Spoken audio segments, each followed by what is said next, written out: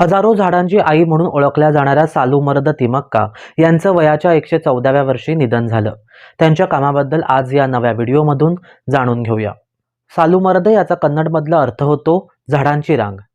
कर्नाटकातल्या तुमकुरू जिल्ह्यात जन्मलेल्या तिमक्का यांनी कसलंही औपचारिक शिक्षण घेतलं नव्हतं, पण झाडांची भाषा आणि त्याचं महत्त्व त्यांना चांगलंच ठाऊक होतं.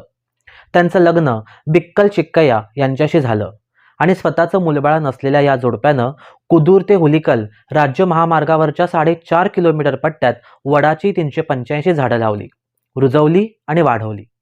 या झाडांना पाणी घालण्यासाठी त्या कित्येक किलोमीटर चालत जात असत.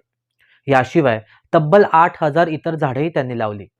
स्वतःला मूल नसल्याचं दुःख या जोडप्यानं हजारो झाडांना प्रेम देऊन भरून काढलं आणि ती झाडं कोणत्याही कारणाने तोडली जाऊ नयेत यासाठी हर तऱ्हेनं प्रयत्न करत राहिले. सालूमर्द तिमक्का जरी आता आपल्यात नसल्या तरी त्यांनी रुजवलेली झाडं येती कित्येक वर्ष रस्त्यांवरून जाणाऱ्या वाटसरूंवर गर्द सावली धरत राहतील.